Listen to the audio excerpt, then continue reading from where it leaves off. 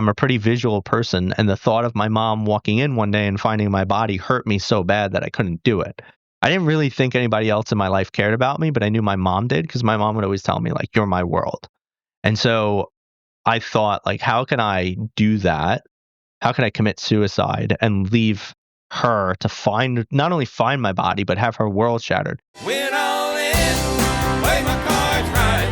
Up the ante, one blackjack all night. Roll the dice, let it ride. What are the odds I got snake eyes? Entrepreneur Perspectives is produced by Quiet Loud Studios, a production company and content network. Learn more at quietloudstudios.com. You have good energy to you. I know we talked a couple months ago, probably. And I thought, I was like, after we got off the call, I was like, oh man, I like talking to Vin. Like, you come off the call feeling good about yourself. Like, there's some people who like give you energy and there's other people who drain your energy. And then there's, the middle, surface, whatever, it's fine. But how do you, it was like, you working out, you drinking coffee, you're like, because you're not like too high and getting too excited about stuff, but you're like, I don't know, there's something about it. How do you keep your energy the way it is? I mean, I start my day off with physical movement. I think that's massively important. I block out my mornings, so I spend time with my family and I don't get, like people will get up in the morning and they'll be checking their emails, they'll take some calls and it interrupts their day. And I never understand that. Like if you're a client of mine, if you're somebody who I'm having a meeting with, everybody in my circle knows that I don't do stuff before 11 a.m. when it comes to things that don't involve me. So I keep my mornings mostly to me, and I think that helps me stay grounded. Yeah. Was it always that way? No, definitely not. I don't think any entrepreneur starts off that way. Yeah. I was going to say, it's like, sounds like you've been doing this your whole life. And I was like, I don't think that's the case. No, yeah. It took a while, man. I mean, I used to 7 days a week, even on vacations. I would work like every day on the vacations. Had some really big fights with my girlfriend where she was threatening to leave me because she was like, and I have a kid, right? So she's like, well, what are we doing here? And I'm like, well, what do you mean? I'm like, I'm taking care of you guys. She's like, no, you're not. You're never here. I'm like, yeah, but I'm providing monetarily. And she's like, but what good is that if we don't have your presence? So I really had to start figuring this stuff out, mostly for the kid. Yeah. I was wondering, did someone call your shit out type of thing? And that's what happened. Oh, yeah. Yeah. A good woman will do that. I do say, though. Yeah. I'd say if I was single, I'd probably still just work 7 days a week, though. Yeah. You do it for the kid. You have a daughter, right? I do. Yeah. 3 years old. Yeah. Yeah. That you had referenced that, but you talk about it, right? Some of your content that I hear, and you had referenced it to me. And obviously, kids change everything. I've always felt like, we have these problems. You can find it in anything, right? But kids are just like this ultimate thing where you're so worried about yourself, let's say before you have kids, or there's different things going on. And then you have a kid and then like they wake up sick or the middle of the night or they can't sleep. Like your problems are just not important at all. It's like this total awareness and awakening that you might have to say, wow, like this isn't about me anymore.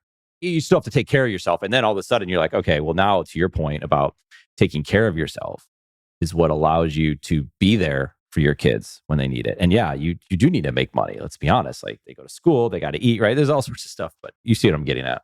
Oh yeah. I think there's a sense of duty in there that should drive you, especially as a man, because I think a lot of guys, myself included, depending on the generation, it was most likely that your father was working hard. He was barely around. Your mom probably raised you more than your dad. And you kind of normalize that. Like my dad was out of the house 6 days a week. He worked mostly, he'd be out of the house by about 6 a.m. and home at 9. So I really wouldn't see him except for Sundays. And I started also kind of having that ideology of like, hey, you're just supposed to, as a guy, you're kind of just supposed to suffer. Just do what you need to do. Take care of your family, even if you're not around, even if you miss everything. And I mean, that's really detrimental. It's not good. And it doesn't teach you how to actually have it all. It just teaches you to be a machine. And realistically, that's not what the kid needs. That's not even what your family needs. That's not what your wife needs. And if you internalize that and you hold on to that, you'll find you won't have anything back at home waiting for you anymore. You're talking to people about that a lot, I would imagine. Yeah. Because an entrepreneur, it's, I was talking to this client of ours and he's an advisor, financial advisor. And he would talk about this. You go to the office and it's like, I didn't eat today and I worked till 8 o'clock at night. And then, you're high-fiving like, yeah, look at me, that kind of thing. And you never see your family. And it was like this, it was theatrical, he would say. Like you almost had to say these things to feel this way. Like, I haven't seen my family all week, that kind of, and then he had this like, wait a second, this is not what I want to be doing at all. Like I can still do the things that I want to do and enjoy my work and still, like you said, have a family.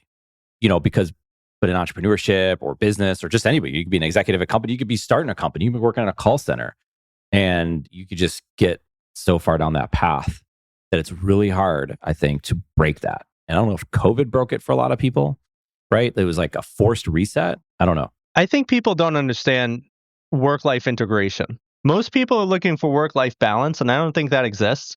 But work-life integration, especially if you're an entrepreneur, is everything. Because if you get into entrepreneurship and you have to just consistently work all day, every day, and you don't have time for your family or the things that are important to you, you didn't build a business. You built a job. You have the golden handcuffs.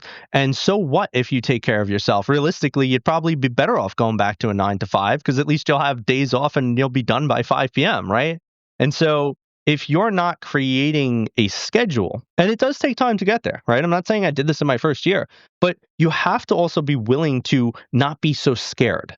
Not be scared that if you don't take the call right away, the client won't want you, or not be scared that if you don't hustle and grind for 12, 13 hours a day, that, oh, all of a sudden I'm going to fall behind, because that's not true. And I think that a lot of the times people use this hustle and grind mentality, but they're not efficient either. Like I talk to so many clients all the time. All of my clients are entrepreneurs, and a lot of them are struggling with time management. And the funny thing is you'll hear the same thing. Oh, dude, I'm grinding 13 hours a day. I'm like, oh, you're working 13 hours a day? Oh, yeah, dude. Oh, really?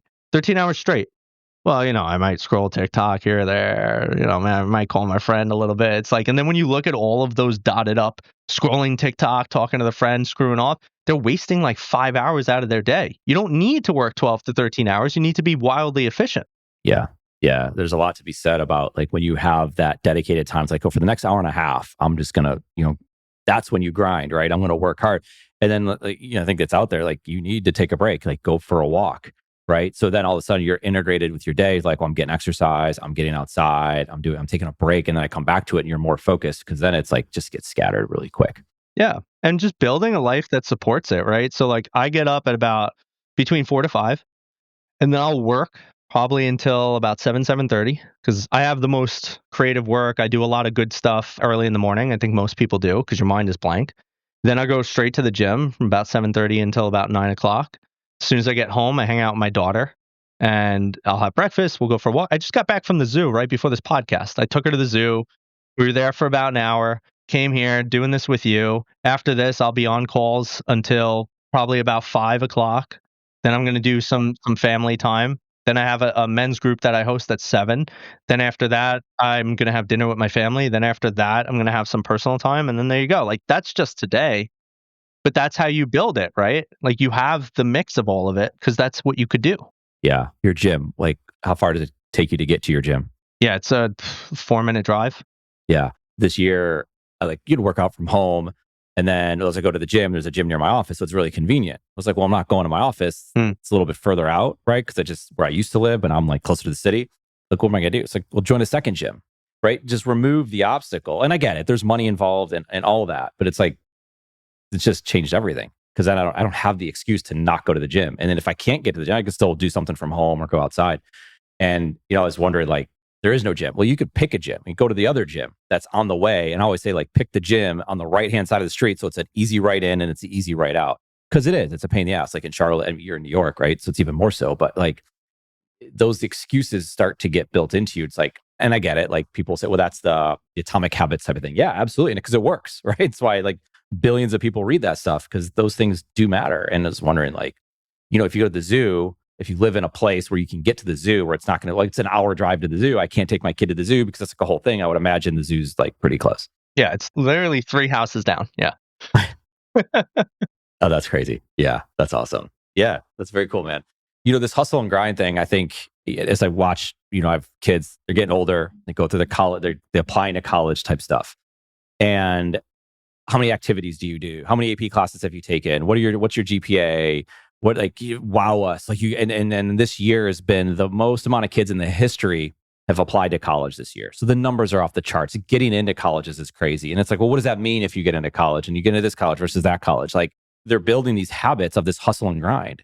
Then you go visit these schools, and we visit a school and they're like, well, I'm a triple major this, and I've, saved this, and I've done that, and I've traveled here. And that's great. There's no judgment at all. And that's amazing. But like, it's really hard to turn off those engines because it's been baked into you that you will hustle and grind and you go get your job and then you're waking up really early in the morning. You're going from, you get the job at the investment bank and it's 7 a.m. to 11 p.m. And it goes back to that, what that guy was talking about that I'd referenced before. And all of a sudden, here you go, another generation of kids that are just hustle and grind, got to make money, do that. And then everything's so expensive now. Like buying a house is like, good luck. It's crazy. You see where that's going though, right? That's not going to a good place if we're baking this into these kids at a very early age. Not, getting into school is competitive. I've heard stories of New York City. It's happening in Charlotte now. You want to go to a private school? I mean, you got to know somebody and you got to do stuff and you better be willing to write a very large check to get your kids into those places. But, I think it's all pointless. As somebody with a master's degree, I think it's pointless. I'm not sending my kid to school. She's going to be homeschooled. There's literally no point to school. And especially if you're following AI, in 10 to 20 years, most jobs are going to be gone. There's literally not going to be a point for any of these people who are hustling to get these degrees because they're not going to have a job anyway. What you should be doing is you should be learning entrepreneurship. You should be learning sales. You should be learning how to problem solve. And you should be learning to go out on your own. Because all these people, realistically, you're not going to college because you want to build something. You're going to college because you're desperate for a safe, secure job, most likely. And listen, I get it. Entrepreneurship isn't for everybody. But if you are an entrepreneur and you're listening to this, the best thing you could do is homeschool your kids. Teach them entrepreneurship. I let my daughter sit in on meetings all the time. Like I want her to, and I'll tell her about life and I'll take her out for experiences. And I truly believe by the time she's in her 20s and 30s, she won't have to work. Like I am very, very bullish on the idea that AI is going to be so advanced and so integrated that she's not going to have to get a job. There'll probably be some sort of a basic universal income. They'll have to be. And all that time in school for what? What is she going to do? But if I could teach her entrepreneurship and she could learn like, hey, the real value is in what you could create, how you could show up, what problems you could solve, how you could think collectively, creatively. If she could learn that, I think she'll be set no matter what's going on in the world. Socially, I'm sure you're doing stuff for it. I mean, you're a very social person, so I'm sure your kids will be very social, right? I noticed it like visiting colleges again, this a couple years ago, and they were saying this is post-COVID, right after, and they're having a hard time getting the kids to come out of the dorms, right? Like go to class. And I would say, okay, well, stop giving them online classes then. So you're forcing them to stay in that, they got their homework, they got to do this, and then they haven't been outside. So they weren't on, let's say in high school, they weren't mingling, they weren't going to prom because they didn't have those. In middle school or lower school, they didn't have playground time so they didn't have the whole, like who's picking what team and who's in charge of this and who's doing that. And how do you start coexisting with these other people? Being around your peers at your age, I think is very important. Everything that I've heard and read about says the same thing. And then so there's developmental delays that's going on when these kids are showing up to college. They're not college students. They're college students, but socially they're back 2 or 3 years ago. So they're acting like, and there's always that, right? Kids in college act like they're still in high school and what group are you in and all that kind of stuff. But anyway, how do you allow for your kid to still have that environment of learning how to play in the playground, all that? Yeah, I mean, well, you're going to pay for something either way, right? So unless you're sending your kid to public school, that's free, right? But you're paying for something. So if you're going to pay for something, go pay for extracurriculars. My daughter is enrolled in soccer. She has a membership to an indoor playground. We have the membership to the zoo. We have a membership to a children's museum, which has affiliate memberships to like other museums and other things. We're getting her enrolled in karate soon. We've checked out dance. Like there's a million things you could do. And they have homeschooling communities, like whole communities where people are like, I think it's stupid too. I don't want to send my kid to school. Now you got 40 parents that are just chilling together, creating a whole community, So I've had a lot of these things. And I think because I was brought up and I did go to school and I don't know anybody that homeschools, it's been in my mind that struggle of like, am I doing the right thing by my kid? But when I truly look at the state of the world and I think about what I want for my child, it's a no-brainer. My kid ain't going to school. It's a terrible place to put your kid, in my opinion. And I want the opportunity to influence her because here's the other part.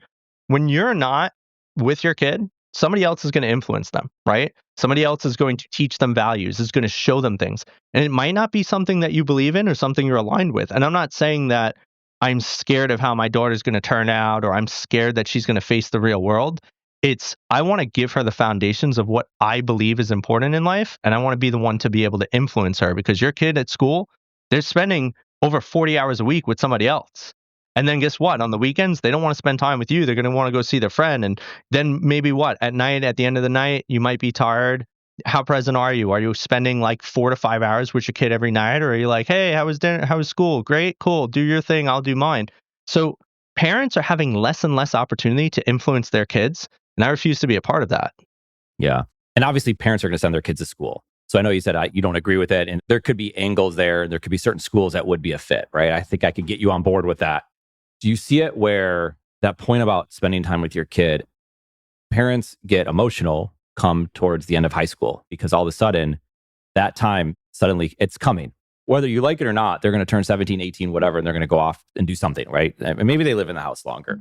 And they didn't think about it when they were 9, 10, 11, 12, whatever that is. They didn't go through that moment. It's kind of like you had to go through the moment of being told like, hey, you go make all the money in the world that you want, but we want you here. So someone had to put that in your face. And maybe, you go through it and say, wow, in 7 years, my kid's going to be off to college, and you get emotional and you feel with it and like all that kind of stuff. And then, or your kid's 17, 18 years old and they're off to college and you're like, oh shit, that can fuck someone up. Oh, for sure. I think that a lot of the people, every regret we have is the realization of the things we neglected to do. And it's easy to neglect things if you're not mindful. I think on a daily basis, I carry a very heavy load of sadness. And it's not sadness for a negative purpose. It's sadness that builds mindfulness in me. Like every single day when I look at my daughter and I think about how amazing she is and how in love I am with the version that she currently is, I also think about how this is going to be so quick. How every second, the thing that I love, the thing that makes me go, the thing that makes me smile, those things will be gone sooner than I know it. That every time she asks me to pick her up, there's going to come a day where she's going to ask me one more time and she'll never ask me again. There's going to be a day where she's going to stop saying, Daddy, come play with me. All of these things, they make me feel like shit on a pretty regular basis, but in the way that I need to. I think most people neglect to think about, you should feel shitty about these things, because if you don't, what's the drive to do them? If you always neglect your kid, she's like, Daddy, come play with me. You're like, not now, I'm busy. Not now, I'm busy. You keep doing that, and eventually she stops asking you to play with her. You're going to miss all of it. And so I drive myself in the beauty of the sadness, knowing that this is fleeting, because I think there is beauty in that sadness. It's like soak in every second of it, because you're going to regret it when it's gone. And grieve for the right reason. Grieve for the fact that this beautiful version of your kid that you love is there in a passing moment, and grieve that version of them once they're gone, so that you can also appropriately love the next version. Because the people that don't get that mindful and that present time with the kid, they grieve because they know they missed it. I'd rather grieve because I loved it so much and now I could say goodbye properly. That's good. I remember at one point I was at a country club and I thought like, well, I should be at a country club. I like playing golf. I grew up playing some golf, whatever. And my middle child was born and she would nap a lot. She had taken 2 naps. She's a great kid. My first one didn't nap a lot. And my second one wanted a nap. She's like, it's time for bed. And then she'd go to bed. So I would leave in the morning and then I would play golf and I would come back. And when I came back, she was sleeping. This happened like a couple times, right? So I picked it up pretty quick. I'm like, wait a second. I'm not going to see her if I do that. I don't want to do that. I'm out. I'm opting out. I don't need, because I felt like, well, that was the thing that I needed to do. And people had told me, well, that's what you need to do. You need to go to a country club, this and network. I'm like, I don't want to do that. I don't need to play golf. I could play golf later. I could play golf when I'm 50, 60 years old. It's cool, right? And I opted out of that. And it was harder because it was like the expectations, like, what do you mean you're not playing? You're playing a lot. No, I'm not. And that's for me. And I'm not saying that's a judgment on someone else that wants to do that. That's great. It just wasn't for me because you realize it. And I think what you're saying too, in a lot of ways, you are saying it is there's these awareness pieces that you have. And that could happen every day. Like you could have that moment when your kids ask you. And sure enough, there's going to be times when you literally cannot play at that moment, right? It's to the consistency. It's like, have an ice cream, right? But if you have ice cream every day, that's could be a problem or whatever that thing might be. Maybe there's that darker place, not darker, a deeper place you go to when there's that awakening or whatever that thing is, that awareness piece of it. But then there could be like the subtle ones that happen over time. And it's like, right, you talk like probably being present. Like, how can I be right here, right now with this person, that who they are? Because I agree, like as they get older, there's some amazing things that happen. Like, yeah, they're not that 3-year-old version, which is like such an awesome time. But when they're like 17 or like, there's like, now you have conversations with them that like, they're like these adults and then you learn stuff. I mean, that's awesome too. And who knows what happens after that. So yeah, it's beautiful. Yeah. I think the biggest part where people get get caught up, and this is one of the biggest things that I've not only worked on myself, but I also work on with my clients, is like the identity work, right? We have so many different identities in us. And you have to understand the differences in the identities, because if you don't, you're always going to murk up the waters, because you're going to mess it up. Like when you look at how you show up as an entrepreneur, it should be different than how you show up as a parent. And it should be different than how you show up as a lover. And, maybe how you show up as a lover is going to be very different than how you show up as a friend. And so when you start actually saying, okay, I have all these different identities in me, what does the most empowered version of these look like? What would the best attributes be in there? How would this show up? So this is where the entrepreneur typically gets stuck, right? Because they'll be sitting there with their kid and they'll be on their phone because they got emails and they got a fire to put out. And they got this and they got that. And the kid's like, play with me. And you're always like, no, because it's never the right time, especially as an entrepreneur. Have you ever noticed that, Eric? Because I know I have, and maybe some of your listeners have. It's never the right time to stop doing what you're doing and play. It just never is. But when you actually carve out the mindfulness of saying, I'm in my father identity right now, I'm going to put my phone away. And then that's the scariest thing for an entrepreneur. I'm going to put my phone away. There might be a fire at the company. Well, guess what? There's two things that'll happen when you put your phone away. You're going to, one, get to really enjoy that time with your kid or being present doing whatever you're doing, whether it's with your wife or a friend or just somebody that you'd like to spend time with. And when you do that, you're building a true, genuine relationship that's valuable. And the other thing that's going to happen if there's a fire is that, one, the fire will still be there and it'll keep burning. So when you pick up your phone, you'll have a nice fire to go back to. It'll be really warm. Or number two is somebody on your team will figure it out. And that's actually the better case scenario, that somebody on your team is no longer calling you for every little damn thing, because now they had to be empowered in the organization to figure it out themselves. And now you actually have a leader that you've just built because you didn't jump in to fix it like you always did. And so understanding those identities and putting in practices to be mindful is so powerful for everything, including this. Yeah. No, man, I agree. I've had a couple moments over the last couple of years, and like just this week, where there was a situation where it wasn't even a big deal, where the guy on the team, we have an insurance brokerage group as well that we run, and I'm not in it on a day-to-day, more run it. And there's a license, like an out-of-state license, like Virginia, I think had to be taken care of. And you typically, like, they would come to me, hey, do you want to do this? We got to take care of it. And we don't do a ton there, right? And he just went ahead. It was like $169. He's like, I took care of it. Like, boom, it was done. Like, I didn't have to do anything. So before, it would have been a question, then I got to think about it, then I got to send an email back, and then we like go through it and blah, blah, blah. And then it's like a total waste of time. And we would have come to the same decision. And even if it was the wrong decision, it still didn't cost us anything. If we had to unwind it, we could have done it, right? There's just those little things. And he works right now, he's not that far, but he works from home. A lot of our team works from home. He can come into an office. We have an office. And I think that's also empowering when you give these any individual, the power that you're in, like, I trust you. And I had these issues before, like early on, and be like, well, I can't leave the office, because if I leave the office, then I'm going to be leaving in front of these people. And that's going to look bad. And I didn't want to do that. I didn't want to come off as like, well, I'm this or that, or I get to, and that felt weird. So I would wait. And they're like, well, that's ridiculous, because that's my own feeling. Where they're like, no, go do your thing, like whatever. And giving them the ability to say, hey, I trust you to do this, go do it. And they go do it. And you're like, that's great. It's perfect.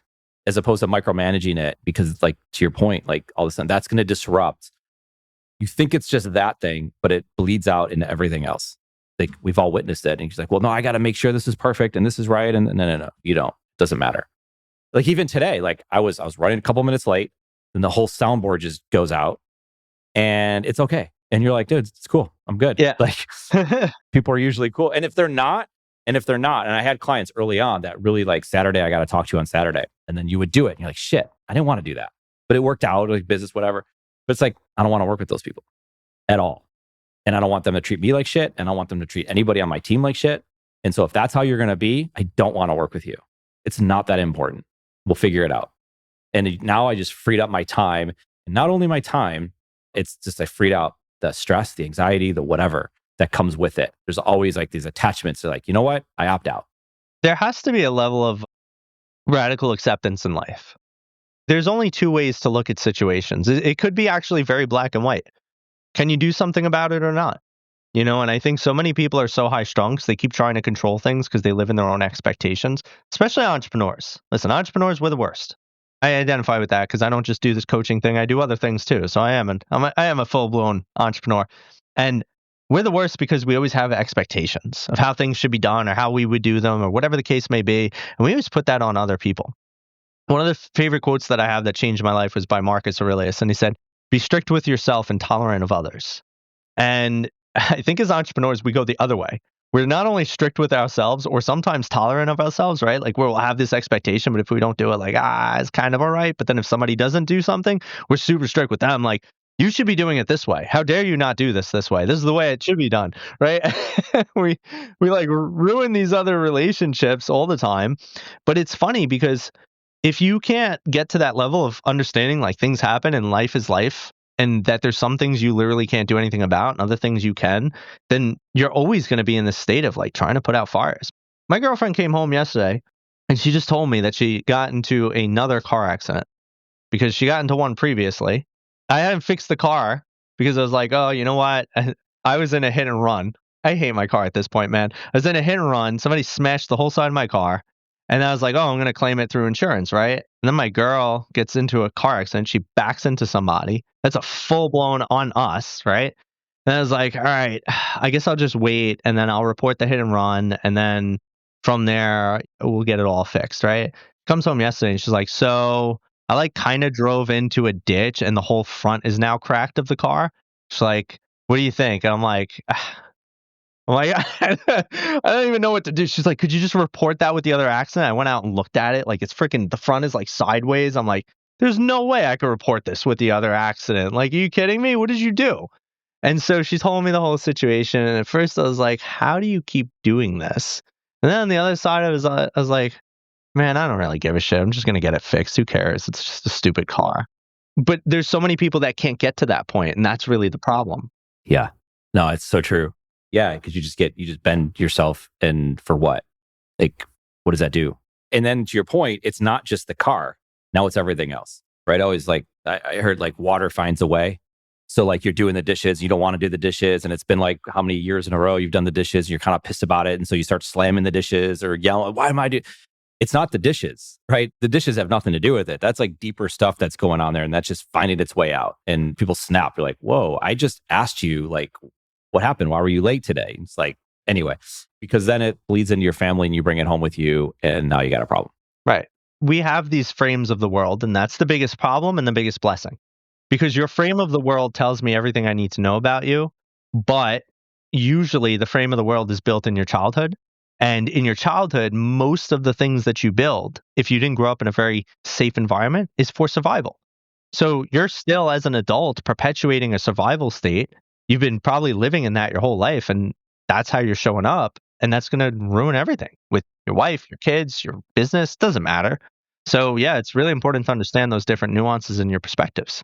Expectations, you use the word a few times, right? Like we show up and we have these expectations that the food should taste a certain way, that my flight should go a certain way, that my drive to work, or that this conversation should do something, or everything's going to work perfectly. Everything's going to turn on and the lights are going to turn on. And like, I don't know. And then when the expectations aren't met, and if you live with these super high expectations of, like you said, of yourself and of other people and of systems and technology, right? People get mad at technology and like, well, I just wish it would work. I'm like, yeah, but like, just back up. Like nowadays, you can just back up 6 months and you're like, remember what it was like 6 months ago? Because that's how fast shit's moving. But then you 6 years, 16 years, like it's crazy to think the technology we have, like AI has just changed everything. Or like your iPhone's not working perfectly. Like, oh my God, like it's a piece of technology. One of our guys on our team says, technology, go figure. Like it's going to break. We know it's going to break. So why do you have these expectations that it should work 100% of the time? It's like, if I don't care what anyone thinks about self-driving cars, it's not the point. They're like, well, the self-driving car hit a pole today. Well, yeah. Do you know how many people hit a pole today? Right? It happens every day. So like people are expecting perfection. It's just not the reality of it. And then like you could be like, wow, we're having this conversation right now. It is crystal clear. We're recording it. We got devices everywhere. We're going to be able to produce it faster than we've ever been able to produce it at a very high rate. 20 years ago, this would have been a nightmare to try to do. And like, what are we so upset about? And I don't know, I could get into, and I'm sure you could talk about this, like media, legacy media, social media, by and large, like there's things that are really cool about these things. Like it's entertainment in many regards. And yeah, it has some effect on how you live your daily life or whatever, but people run around like really upset about everything. And that could be everything from the election to LeBron James losing in the playoffs to whatever, like, and everything in the middle. Or you pull up the news, like, I just heard this university closed down. I heard this person died. I heard about this helicopter crash, about like, and we have an access. And then even if you don't want to access it, someone's going to text it to you as if like, did you not see this? You have to see this. Like, I don't want to see it. I'm good right now. Like, I'll go to it. Like, it's crazy. People get upset. The NFL draft was recent and from Buffalo, and people are like, man, like the Bills didn't get a receiver, and it's fun and it's entertaining. But there are people that will take it to a point that becomes toxic in their life. So I don't know, man. How do you think about that? How are you talking to people about like all the noise that's out there? It's important to understand that there's plenty of noise. I think it's also important to understand that humans they're not really set on the average number, but humans have somewhere between like, I'm just going to use the big range, like between 30 to 70,000 thoughts per day, let's just say. That's the big range, by the way. So it could be more, it could be less. And with that, there's 95% of those thoughts are actually negative, usually. A reason being is that humans have evolved over time, but our psychology has not. Our psychology has always been built for survival. It's always been built to pay attention to the negatives so that we could see what's coming, so that we could have awareness. That's how we survived as freaking cavemen, avoiding saber-toothed tigers and all this other crap that might kill us. And it's funny because as we've evolved, our brains haven't. And so when people are saying, well, how do I cut through the noise? You have to be conscious about it. Maybe it's stop tuning into the news all the damn time. Maybe it's stop following the pages. And by the way, I don't advocate for don't follow people you disagree with. I think it's fine to follow people you disagree with, but you should also pay attention to when things are coming and it's disturbing your peace, and not because of the fact that it's disturbing your peace because they're posting it. It's disturbing your peace because you're getting too involved in it. And here's the bigger difference. If you're getting too involved in it and you have a way to change it or nothing you could do about it. Like I've had a client who was spiraling over politics. And I'm like, stop watching the news. Stop tweeting. Stop arguing with strangers on Facebook. Stop trying to share your posts with people. He's like, but people need to be informed and I need to be informed. And I'm like, why? What are you going to do? You're running for president? You're going to run for Congress? You're going to run for the Senate? Are you going to run for mayor? What are you going to do politically that all of this information that you're filling your brain with 24/7 actually matters for? And he's like, well, I'm going to vote. I'm like, great. You're going to vote. Do you know how you're going to vote? Yeah. Cool. Then go do that and stop all this other shit. Because that's really all it comes down to. And so my thing is if you have no way to actually have any type of support, or if there's anything that you're going to do with that information, stop consuming it. Because if it's just getting you emotionally riled up, but you're not actually going to do anything, what's the point? Why are you consuming it? And people don't stop and think about that.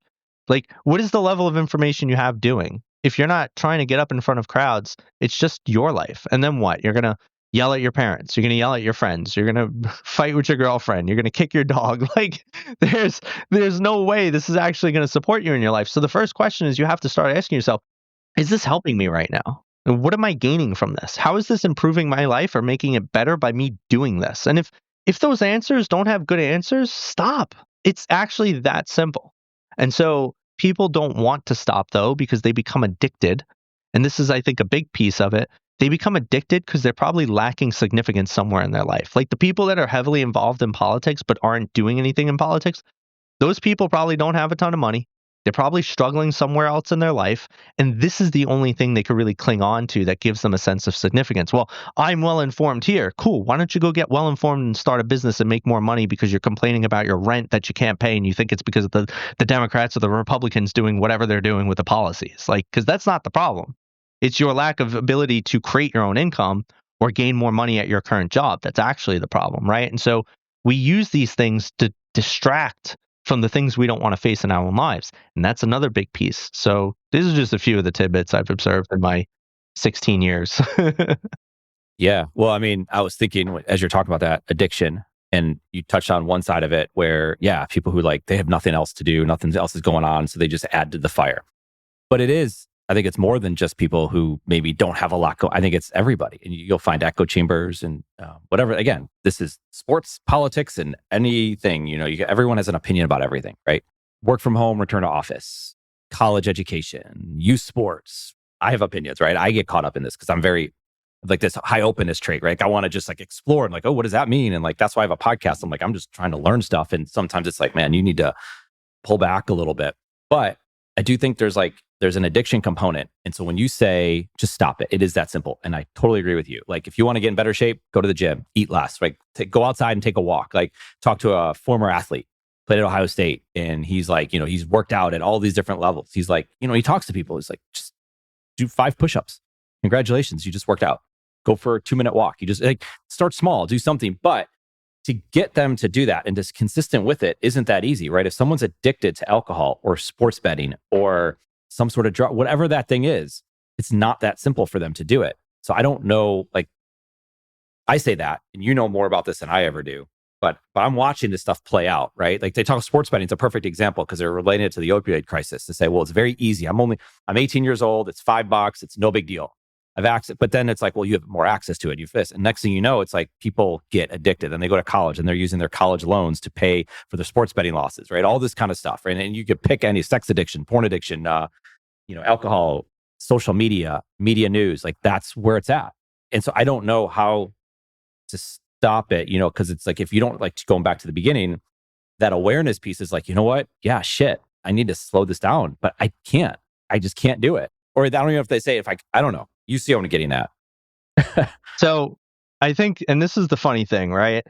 The notation that it's not simple, I believe, isn't true. But what I will say is this: just because something is simple doesn't mean it's easy.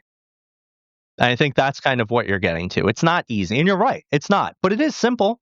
Like, if you're somebody who's enraged by politics, wouldn't it be simple to just stop following politics? Of course it would.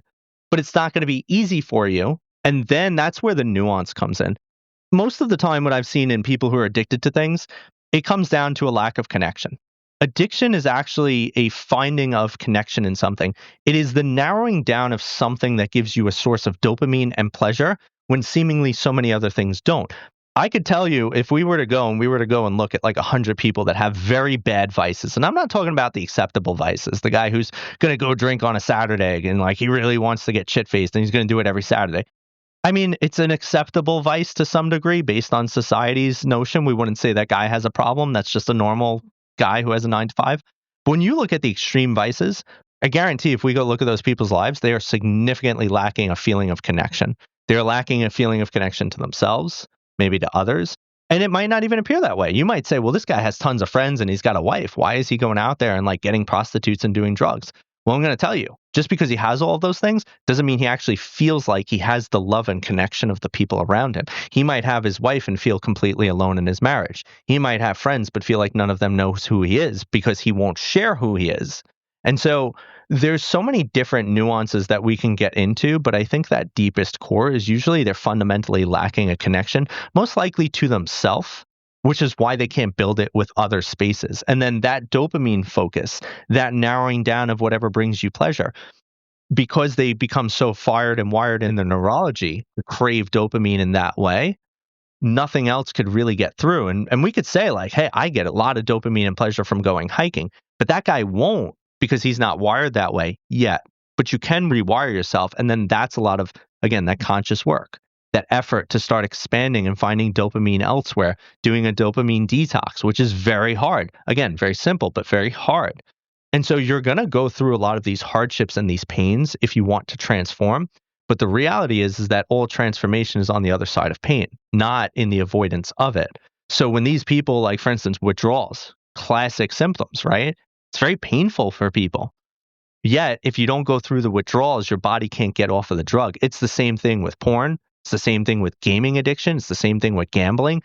And there's going to be these levels of withdrawals to all of these things. And you have to be willing to go through and fight that, which will be difficult, yet simple. Yeah. You hear about people who won't read, don't want to read, right? And because to pick up a book, it'd be like, why would I do that when I could go binge Netflix series, right?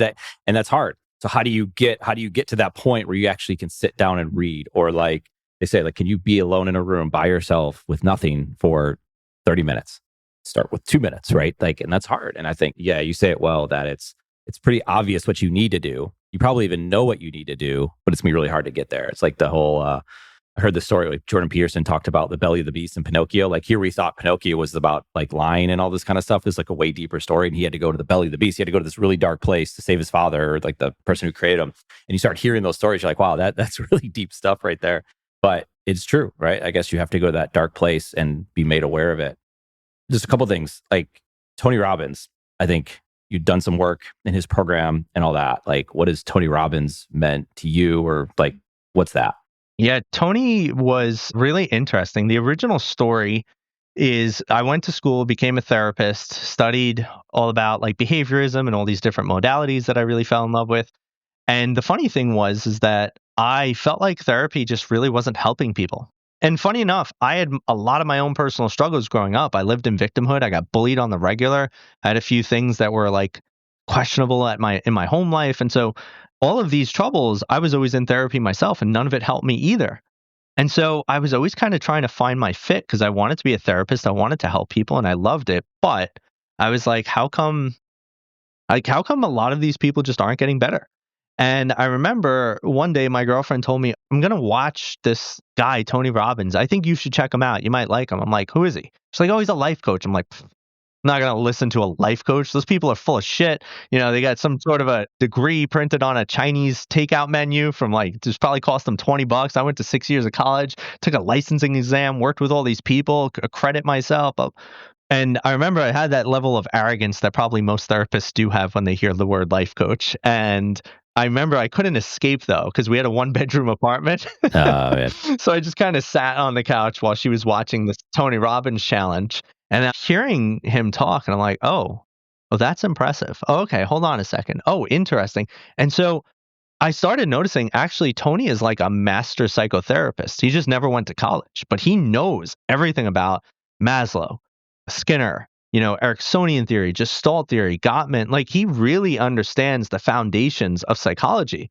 And then when he started talking about how, take people that were in therapy for 20 years and help them in 15 minutes, I'm like, hold on a second. That's possible? Because from being a therapist, I thought it's just all about like, you never overcome your problems, but you can learn how to manage them better. And here this guy's saying that's not true. You actually can overcome them. And I was like, wait, that sounds appealing too. And then I started learning how to overcome my own problems. And then I went and I got got certified under his training program. And I started realizing like, holy crap, this is actually great. Like, forget what I learned in school. I didn't learn shit there. This is the stuff. And then I started really learning about neuroscience and how the brain works. And like, that's actually fundamentally important if you want to create change in people. And they don't teach that in my psychology programs at all. And so you start realizing, wow, the stuff that they're teaching you is not very good. And that inspired me to actually get more into coaching. And that also inspired me to say, well, maybe there's still some use case for therapy. Like maybe I don't have to throw out the degree. And that's when I started realizing what the strengths and the weaknesses of each modality was. And I decided to bridge the gap of therapy, mentoring, and coaching and offer that in one service so that I could do a full holistic version of work with people. And I found that, one, obviously, this was inspired by Tony Robbins because I would have never considered coaching if it wasn't for him. And two, it's part of what also led me into entrepreneurship because I wanted to create something that I thought was better because I identified something better and I identified a problem. And then I identified the gap in between, which I think is what I'm doing is blending these because you're not going to meet most therapists that are going to go for coaching. And you're certainly not going to meet most coaches that have a background in therapy. And so I'd actually like to change the way that people are receiving mental health and mental performance. Yeah. And finding that somebody like that can like help you down that path or whatever it is and however you found them and very resistant to that. Right. And then probably at some point, I don't know, like, were you feeling like a victim? Because you mentioned that was bullied on the regular. Like, I don't know what that looked like. Whatever that situation is that somebody has, like everyone's going through something. We always hear that, right? Like, okay, so then do you become a victim? And I know he talks about that a lot. Like, yeah, you did this, or your parents didn't have money, or this what happened to you when you were younger. The list goes on and on. Somehow, some way, and then you're resistant, right? Like, well, no, and then you're reacting to it. Like, my reactance is like negative, nope, not interested, don't want to hear it, and I'm not listening, right? You put your hands over your ears, and then it's like somehow it got through to you. to maybe not be the victim and to go get it and to like maybe just listen to what someone else has to say, because I don't know where that could have gone for you as far as like being bullied, because we hear about that a lot. And I don't know if you talk about that. It sounds like you do, like being bullied, like what that was like. Yeah, all the time. I think it's foundational to who I was, because I think it's important to even tell people, like, I actually have not been empowered for as long as I've been a victim. I've been a victim longer than somebody who's been on the empowered side of life, because I was bullied for so long. I mean, the earliest stages of me feeling like an outcast and me feeling like I didn't belong were like as early as first grade. And so you go from first grade all the way until the point where I was about 23 years old. So now I'm 33. I'm going to be 34 in July, right? So I've got less years as somebody who's been empowered. Like I feel like I'm still fresh out of victimhood, honestly. And so when I talk about the impacts of victimhood, what it really is understanding that you're always giving your power away. Like, I'm depressed because of you. I'm upset because of this. I'm angry because you made me angry. I'm sad because you're doing this thing that's impacting my life, or the world is doing this thing that's hurting me. And so like I am impacted negatively. And when you're really saying as a victim is that you have no power to change your circumstance. And then you hear that old cliche saying of, though you can't control what always happens around you, you can always control how you respond to it, right? But how do you get to that point of being able to control how you respond to it? And this is what I believe is self-mastery. And self-mastery was what I started working on in myself, prompted by my understanding of psychology, prompted by my desire to learn Stoicism. And these things came together to actually help me take accountability and ownership over my life, be able to start looking for responsibility to transform my life and have the results I want out of it. And then looking at what that looks like on a day-to-day basis, which, by the way, again, very simple, just not easy. You have to actually put in that higher level of consciousness to say like, hey, this thing I'm thinking right now, is this helping me or hurting me? This behavior that I have or this attitude I have, is that serving me or destroying me? Is the actions that I'm taking in alignment to my goals and the identity of who I want to be? Or is it just bringing me back to someone I don't wish to be anymore? And if you don't ask those questions on a daily basis, which, by the way, pretty exhausting, a lot of mental energy. And I already told you, 95% of everything you think is negative, and 95% of everything that you think, not only is it negative, but it's also run on repeat in your brain as a subconscious pattern. You're barely thinking. So it's a lot of heavy lifting and conscious work, and it's really coming down to mindful practices. Do you do the journaling? Do you ask the questions? Do you challenge everything in life? And if you're not, you can't expect any change. I find it like, if you were to tell me like I've been bullied since you're in first grade, and you go to the gym, right? You're a guy's guy, you're confident, you have all this type of stuff going on. And this is where you realize you don't know people, right? Like you don't know what someone's been through. Have you had that? Like people look at you like, really? And I don't know what that looked like. And obviously people go through maturation processes since they're young, because I think that's a big deal. And I think we lose kids early on because people are going through stuff. You don't know if, let's say you're on the field together, you're playing football and your teammate's yelling at you constantly. And you're like, well, that kid just doesn't like me. Well, no, that kid might be getting yelled at home all the time. So he might be getting bullied at his house. Now he's turning around and bullying you, right? There's all sorts of stuff going on there. And you don't know that as a kid. And all of a sudden now you become like, well, now I'm that person and I don't feel comfortable in my own skin. And you're going to school and like you're worried about every little thing. And then that's just going to continue on and on. And you don't know who that could be. Anybody. It could be the starting quarterback on the football team who's like the best player, right? And still going through shit. I don't know what the question is, but when it comes to those types of things and not understanding like what people are going through and the fact that like, yeah, that guy's guy over there who's like the strong guy, like, yeah, like it could be you and you're going through that stuff. I don't know. You see what I'm saying? Yeah. I don't think it matters to know. I think if you just live by wanting to extend grace to people, you're always able to do that. Like, there's a few things that you could always give away in this world and still keep for yourself. One is grace, which is a form of empathy. Another is love, and another is a smile. And if you share those three things very freely, you'll notice that you still have plenty for you and probably even more because now you're constantly sharing them. And when I was getting bullied, I couldn't make sense of it. I mean, I was getting bullied my whole life, right? I was thrown downstairs. I was thrown in trash cans. I was pushed into lockers. I was pantsed by my crush in the schoolyard. Like, those are just some key things. I could go through every year. I had things stolen from me. I lent people money and they would tell me screw myself when I asked for it back. Like, I was very trusting and I was always hurt. I was a very emotional kid. I had a lot of love to give. I was raised in a loving home. And so I wasn't really prepared for the harshness of the world. And I really experienced it in a lot of ways. And so I was diagnosed formally with depression, anxiety, panic disorder. I had a lot of suicidal ideation. I had a lot of self harm. I wasn't a fan of myself. I hated myself. I hated the world. I hated everybody because that was the only way I could make sense of it, right? Like the only way I could exist in this world is to actually hate it. Because how do you just keep extending love to something that hurts you so badly, which was everybody and everything? And so in that hate, though, you never find anything there. You never find anything good. It actually pulls you deeper and worse. I mean, my panic attacks were so bad, I would have chest pains and heart palpitations. And like at 13 years old, the thing you would hear from like a 70-year-old or a guy who's working an 80-hour work week, I was having that at like 13, 14. My anxiety was so terrible going into school. I would frequently have upset stomachs, and my mom would have to pick me up from school because I literally would be vomiting or diarrheaing. Sorry for whoever's listening and doesn't want to hear that, but it was true. I was like having these uncontrollable bowel movements and the sickness, but I didn't even know at that young age that was my anxiety trying to protect me from being in these hostile environments all day. I mean, dude, when I told you that I got thrown down the steps, I not only got thrown down the steps from a bully, the dean turned around and blamed me for it. Like, that's how crazy stuff was. So I couldn't even talk to adults. I didn't feel safe anywhere with anyone.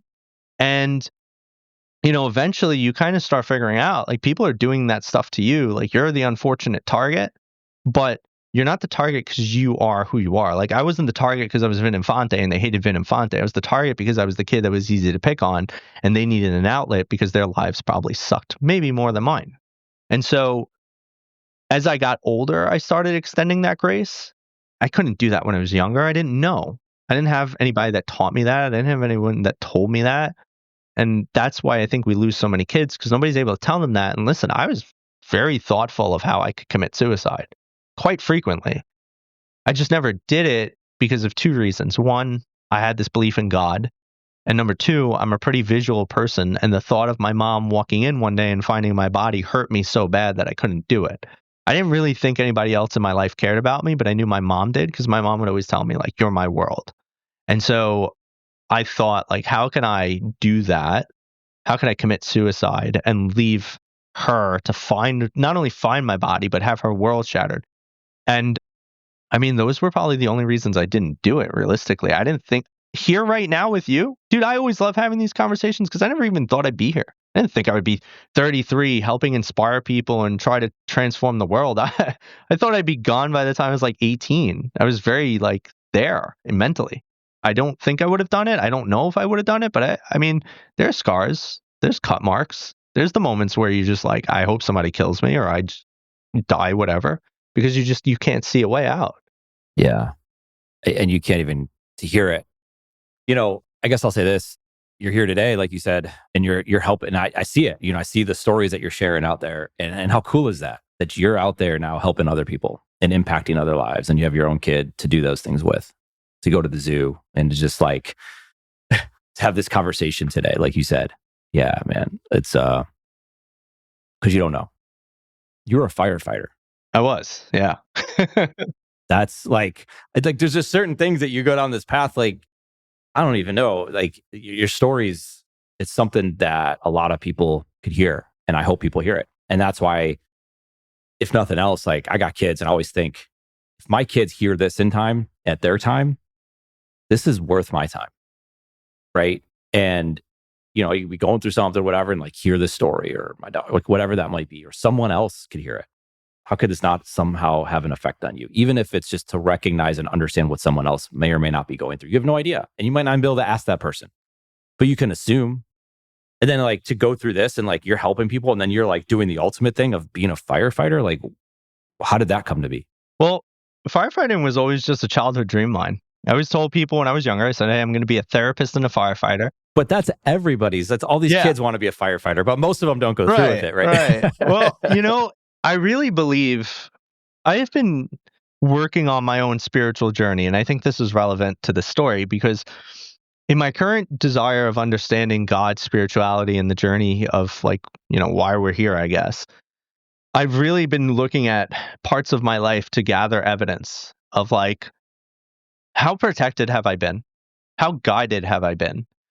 Not by my hand, by the things that were seemingly outside of my control that always tend to work out at the end of the day. And I've realized more times than not that that's actually true than false. And I think even for the listeners, there might be a lot of things that you might be neglecting as coincidence or luck that have actually been divine guidance. And I say that because I was going through, I was getting my master's in social work. Now I got my bachelor's in psychology and I loved it. I thought psychology was so great. I hated social work. I thought it sucked. I hated the master's. I hated the people. I wanted to drop out. And at the time, I took the firefighting exam and I said, oh man, if I get in, gone, not even a second thought, dropping out, goodbye.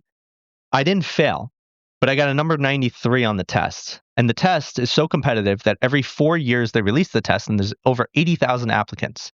And of those 80,000 applicants, you have to be in the top 5,000 to get called, because if you're not, you're never getting called because they're going to go to the next test and the list is gone. So I got a 93 on the test and I was like number, I don't know, like 10,000 or something. Never got called. And then I was having like all these mental breakdowns. I was like, oh my God, I got to drop out of school. I got to drop out of school. Long story short, obviously, I did not drop out of school. I got my master's, finished it. And then that led me into my journey of like doing all of this stuff in mental health, giving me my credential, my experience, my background, right? The passion. At 28 years old, when I took the test again, I wound up getting 103. That 103 put me at number 1217 on the list. I was in the second class slated to go into the academy. Went into the academy. Guess what happened? COVID. We graduated 2 months early. We had a wartime graduation. They threw us in the field because they needed bodies. People were getting out of the house left and right, everywhere, and they needed people. They haven't done an early graduation, guys, since 9/11. That was the last time they did an early graduation. So they put us in this wartime graduation, and then guess what? A bunch of the previous academy or the next academies all got suspended because of COVID. And in New York, you age out at 29 years old. If you're 29 in New York City and you're not already a firefighter, good luck. You can never become one, at least here in New York. So I said to myself, I need to take this leap right now, because I could always go back to being a therapist, but I can never, ever be a firefighter again.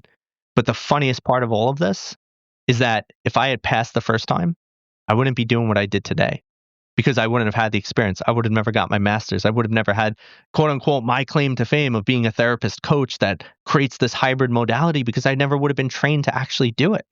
And then because of the fact that COVID happened while I was a firefighter, this also never happens for probies, is you get a set schedule. They forced us, because you had to, for the incubation period of COVID, you had to work a 24 and then you were mandatorily off for 2 days. And then you would work 24, mandatorily off.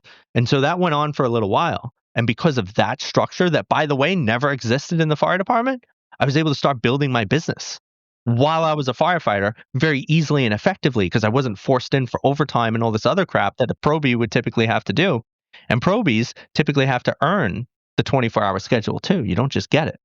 So my life worked out exactly how it had to do exactly what I'm doing, probably by the grace of God or the universe, whatever you want to believe. And that's all I could really say. It's just a fascinating journey. Yeah. You don't know. You don't know what's going to happen, right? You start planning things and like we plan, God laughs type of story, right? Like you have no idea. Yeah. Man, that's wild. Yeah. And that was recent too. Like, yeah. Geez. It's crazy, dude. Yeah, man. Like I said at the very beginning, like you have a really good energy about you. I enjoy talking to you. I'm sure that's why you're successful in what you do. And people just like, man, it's just like, it makes sense to hop on a call with him and like he helps me out and makes things easy. Like, yeah, I could do that. Like I could stop scrolling my phone or whatever that might be, or take this leap of faith or whatever. And you've been through some stuff. Don't be the victim. So anyway, I get it. Really good talking with you. How do people connect, learn about you, work with you?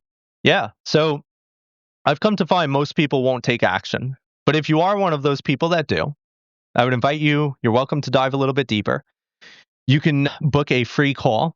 I always like to give a free coaching session. So my mission is to impact 1 billion lives. And I believe that there's many different ways to do that. And one is that even if we never work together, at least you could have one session with me and maybe get a little more into my ecosystem. So you could go to my website, which is www.vincentinfante.life. And there's a free session. There's a lot of free resources. Please check it out. I have a newsletter. You could get involved in that, or you could check out my socials. It's all Vin Infante. So I'd love to see you and have you as a part of the system. And I hope for the opportunity to impact your life and make you one of the billion. Yeah, man. Well, you did that in this episode. We'll put all that stuff in the show notes. But Vin, man, it's been great. I've enjoyed chatting with you. Thanks so much for having me, man. It's a great conversation. I appreciate you. Thanks for listening to Entrepreneur Perspectives. This show is produced by Quiet Loud Studios, where we create podcast writing and original media. Learn more at quietloudstudios.com.